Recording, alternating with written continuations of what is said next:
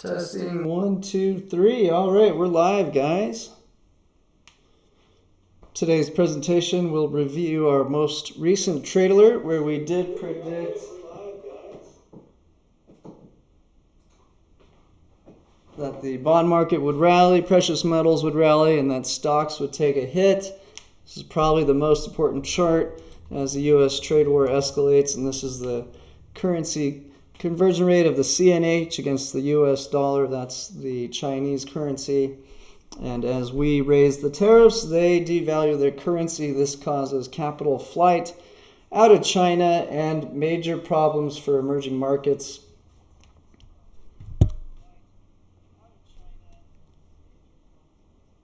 This is our first live stream, so we're doing a few tests during it, but please like and comment in our content. It helps our rankings.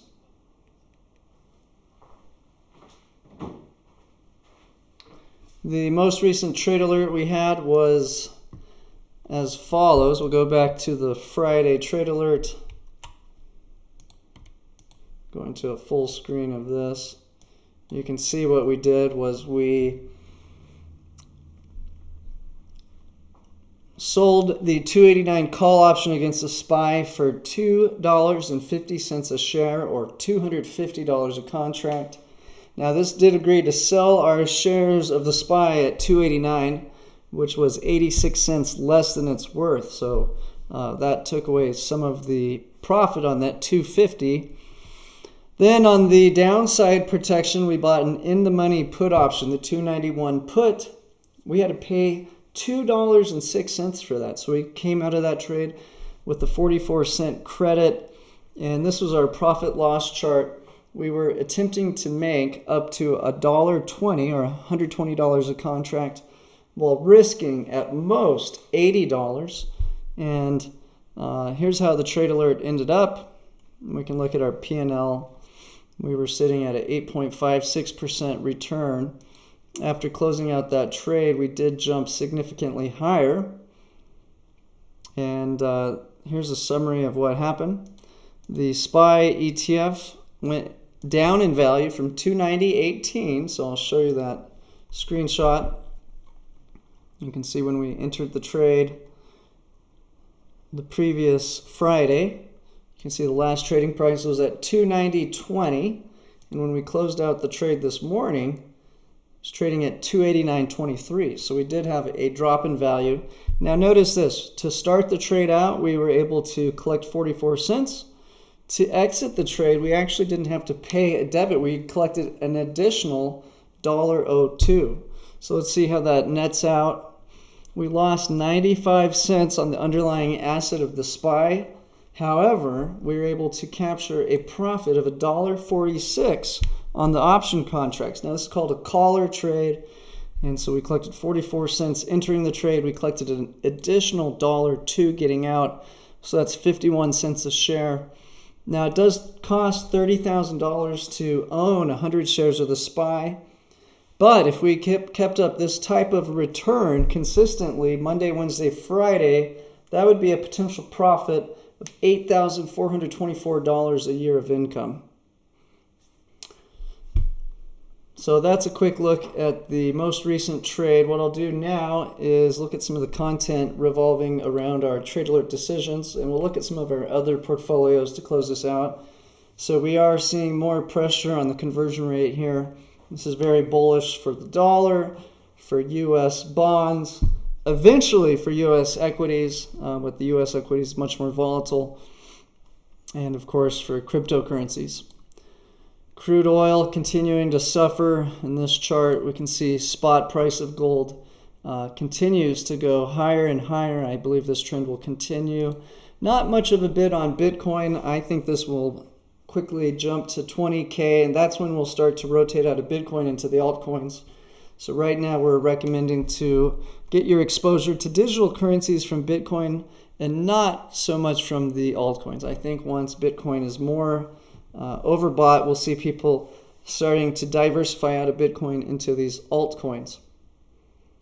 The big news is that Hong Kong protests are getting out of control, and the Chinese government are on the border. They believe that this is caused by the U.S. inciting and funding these and organizing these protests, which most likely is true. I wouldn't be surprised. Here's the Vanguard ETF for Europe. A lot of people are focused on China, but perhaps just as equally as big of a problem are the negative rates in Europe causing the banks to really start to collapse. And while in the U.S. we have a bunch of really neat tech companies to invest in, probably why the SPY is performing so well. In Europe, it's really primarily the big companies are just banks and some oil companies. And so the stocks I like to track for my Europe group are the Deutsche Bank. And a lot of people say if it gets below 6, it could become insolvent. It was up in the $8 to $9 range just a week ago, and now it's down 8% as of taking the screenshot. EWG, that's the German ETF, down a little bit, nothing huge, but they've been contracting for a considerable amount of time. One of their big banks, HSBC Holdings, down 2%. Royal Dutch Shell, the huge oil company, flat, and then that Vanguard ETF. Emerging markets, this has better exposure in general for emerging markets than something like FXI because it gives you exposure to some countries that are not concentrated only in China. So it's not hurting as bad as some of the other ETFs we look at. Now, South Korea is America's ally, but it's also a hub for all these microprocessing chips and is really one of the best canaries in the coal mine to spot out potential downturn in the equities market. So it has been suffering for the past year, traveling from 68.50 to 51.45, and I think this will continue to struggle as the trade war escalates. This is a basket of Chinese stocks that I track: Alibaba, Baidu, EEM, EWY. Of course, they're not allies with China, but very, very interconnected and a good predictor. FXI, this is the ETF I like to short. I think it could become illegal for FXI to even exist. Now, that would be extreme. That would be a complete decoupling of U.S. China, and this would probably be with both stock markets crashing that this could go much lower, considerably lower. So for now, this is just an easy one to short. In our strategies, we've been buying put options to accomplish that, and we have large gains in those. Hope to get rid of the first basket of those expiring August 16th in the next week or so, and then we have another basket that are expiring in September. So if you miss those trades, don't try to jump in now. Volatility spiked. Options are up. We're up anywhere from 100 to 200% on those. MCHI is another highly concentrated Chinese ETF that I think could have some serious downturn, but there's just so much more option volume in FXI, so I prefer FXI. And then Tencent Holdings, not an easy way to short these specific companies. So really your best bet is FXI. UVXY is the volatility ETN that we're using to play the volatility. Currently just watching that. No trades open on that. You can see a good little spike, nothing like the December spike. Now the VIX is the more common product, but because we do use Robinhood for our one of our recommended brokers alongside Interactive Brokers, so you can follow these trades and not get killed with commissions. Robinhood's free, and Interactive Brokers is as close to free as you can get. If you like phone support, Interactive Brokers is better. In Robinhood, they don't allow you to trade the VIX product directly, so we do need to use UVXY. TLT represents 45% of our portfolio, has been the case for a considerable amount of time, continues to dominate and climb higher and higher. And there's no end in sight to where the TLT will stop, presumably when rates get close to zero, but it's all relative to what the other governments are doing. We just need to be a little more attractive than everywhere else so that we can continue to bring in foreign investment. There's no way the U.S. can fund the government's deficit all on itself, and many people are expecting that the Fed will soon start the QE prospects of buying up debt to the tune of maybe $50 billion a month, maybe more, depending on how big our deficit is. SPY, ETF, of course, with rates going towards zero, the only thing that will really kill the SPY most likely would be the earnings starting to deteriorate in these top companies like Microsoft, Amazon, Apple. So I do suspect that we have some short-term volatility, but a strong bounce when we get close to the next FOMC meeting, September 18th, where I suspect they will cut rates aggressively in light of tariffs rising on September 1st. Now, if there's a trade truce, I would suspect the bond market will pull back quickly and the stocks would pull up. So that's why we're using the options to protect ourselves on the TLT and the SPY. And currently we're long TLT and betting down on the SPY. I'll show you how we do that. Silver is currently our Tuesday play, and of course it is having quite a rally, and I think this is a trend we can play until the US-China trade war eases. So look out below on bonds, precious metals, and crypto the second something significant happens in China-US trade relations.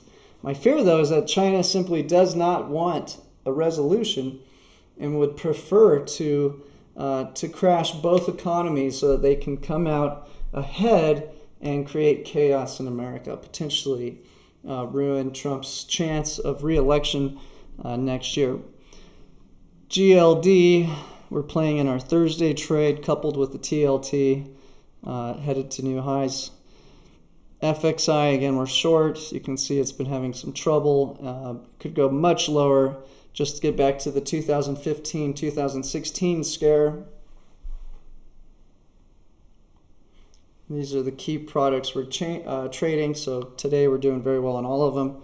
Meanwhile, in Argentina, their peso continues to collapse. It's down 90% from 2014. Here's a tweet from Zero Hedge. Geopolitical update: China trade war, Hong Kong revolt, German recession, Italy related to Brexit, Argentina's currency is pounded, Russian nuke explosion. We got another Chernobyl on our hand, probably nowhere near that bad, but a nuclear reactor exploded. I don't have details on that yet. And now we have the euro trying to devalue faster than the dollar, causing some more problems. Meanwhile, we've got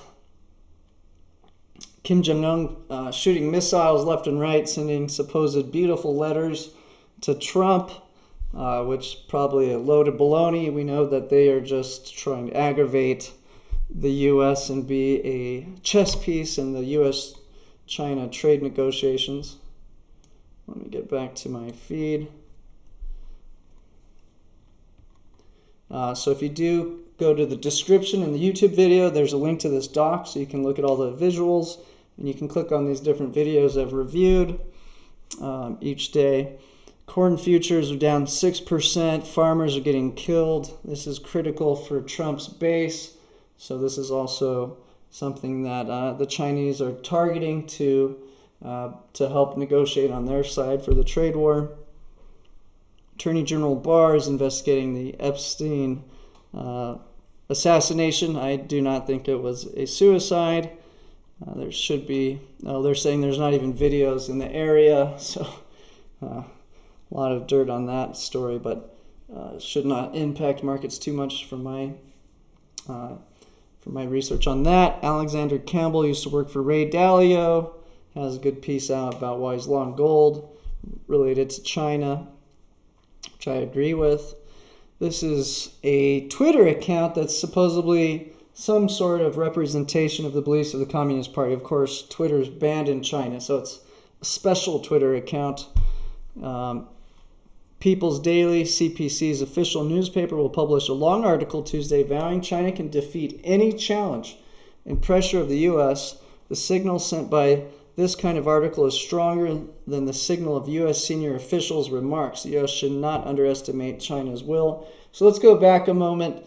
The most recent things that happened was they met at the G20 in Japan. We said we will not raise tariffs, and let some of the U.S. corporations sell products to Huawei, primarily Google's Android operating system and Qualcomm's chips. Now, there's a lot of people doing business with Huawei, but apparently they had to get approved by the Commerce Secretary by sending in a license request. It's not clear if any of those have been approved. They paused it, I believe, this week. In light that Trump came out last Friday, said he's putting 10% tariffs on the remaining $350 billion. China responded by devaluing their currency by about 10%, so the price to American importers shouldn't really be felt. And this is what caused some chaos last week. They fixed the price of the currency rate around 7.1, dropped it down. That gave people some relief. And then China also said they will completely halt all farming purchases. So this is escalating, and we're waiting to see how the U.S. responds. So far, perhaps the response is this revolt in Hong Kong. So it's very interesting. I think this will continue to escalate, which is why we continue to bet down on equities in a safe, sound, strategic manner where we cannot get a big loss if we're wrong, but we can pile up these profits if we continue to be correct, which we have been overall since the tariffs were raised. Another tweet: Hong Kong airport canceled all remaining flights Monday afternoon due to illegal assembly. Central government still exercises restraints and respects Hong Kong's high degree of autonomy under one country, two systems. Of course, that's not true. They're trying to pass laws that will allow them to freeze your assets and deport you to China, where they have a not trusted legal system. Here's a picture of the airport. So this is escalating quickly. It is just insane. This will go down in the history books. Global Times shows dramatic video of Chinese army preparing for Hong Kong invasion. Global Times shows dramatic video of Chinese army. Another photo of the airport. Meanwhile, we have pretty severe inflation in China, primarily with food prices. Okay, a video on CNBC about Hong Kong canceling their flights. This is disrupting the economy in a significant way. Here's a video on CNBC. Senator Ricks really outlines all the things that China has done that are unfair and why we're having this U.S.-China trade war. Very good overview. Primarily, they are stealing, they're cheating in every way possible. And so if they were to agree to our 2,500-page agreement, this would give away a lot of their advantages, and they wouldn't have a chance to become the number one power. So it does seem like they want to crash both economies, create chaos in America, put us in a recession, get a less aggressive president in the Oval Office, and allow them to continue doing what they've done for the last 30 years. And they're on track to go beyond our economic power within the next 10 years. So Ray Dalio has a video out about that. Of course, he's got some $20 billion in assets he manages for the Chinese. So, of course, he's not going to tell you to stay away from China. Northman Trader made it to CNBC today. I like to follow this guy. He's been warning people of this for several months. Perhaps like this, we may have originally called for multiple rate hikes for 2019, and none of our original economic projections have panned out, and things keep getting worse, but equity prices are simply a function of the Fed put, and in the Fed we trust. And he's making fun of Goldman Sachs, who continues to make bad predictions. I'd like to hear how Goldman squares their economists taking down GDP estimates to 1.8 for quarter four due to trade war and slowing growth, while their equity guys calling for new highs to 3,100 at the same time. I guess they're just doing it based on rates going to zero.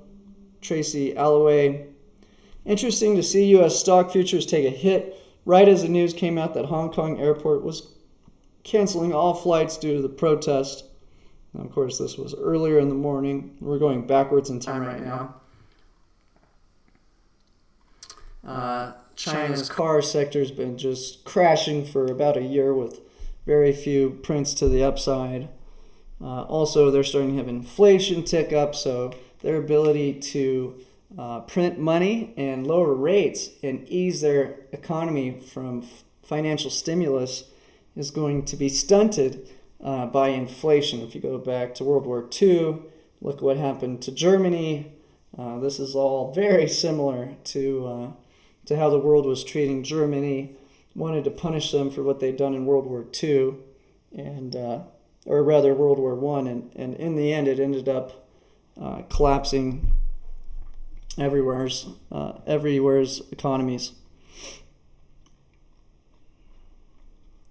Okay, I'm going to rotate to our track record. We made a new summary that you guys can see.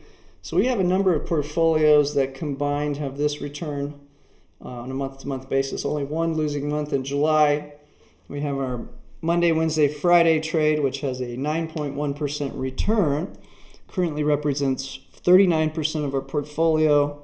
Tuesday, and that's trading the SPY. On Tuesday, we're trading currently a silver ETF. We had been trading Apple when it was at a large discount, but we became skeptical of that as the trade war didn't make any progress in the right direction. This represents a smaller piece of the total portfolio, but is up 16%. And we can look at its P&L, much more up and down. -4 in December, +7.5 in January, 3.5, 3.9, 1.5 lost in May and July. Our metal portfolio, which only represents currently 7.5, I would recommend going up to 10% in this. It's up 109%, and it's actually up more than that, but we keep adding more capital to it as the picture becomes more clear that the trade war will not be resolved, that we're going to see all the central banks print money as long as they can until inflation finally stops them. So that's why we're seeing so much money flood into gold, silver, and Bitcoin. Currently still holding back on increasing our Ethereum, Litecoin, Bitcoin cash position. So most of our assets on the cryptocurrency front are in Bitcoin and not altcoins. Bond portfolio has only had a single losing month in February and has had a very nice return ever since. So this is actually one of our best performing portfolios. It's been extremely boring, just doing covered calls on the TLT with a put option below in case there's some sort of crazy spike in yields. We don't want to lose a lot. But meanwhile, we're safely printing profits week after week every Thursday at noon with this trade. So that's a wrap of our portfolios. Let's do a quick reminder. Trade schedule. If you do take a free trial, in the description link below, there's a link to sign up for a free 7-day trial. There's no credit card required. We do a SPY trade every Monday, Wednesday, Friday at noon Eastern. That's what you can get for free during our free trial. If you do ever upgrade, we have a bonus alert Tuesday and Thursday. All trade alerts come out at noon Eastern and are followed by a live stream like this. So you can catch the recording later, but if you're ready at noon, you can chat with me live. Now, if you'd like to save on a subscription, please call Dean. You can get a hold of him and save 50% a year for life right now at 505-322-7515. So that's an end of today's live stream. Please help us out by liking the video. If you can comment in the video something about the US-China trade war, that's the keyword we're targeting. We want to get free organic rankings in YouTube. And by having you like the video and comment below, that dramatically helps our rankings. So if you do like our content, please do that. It's a big help.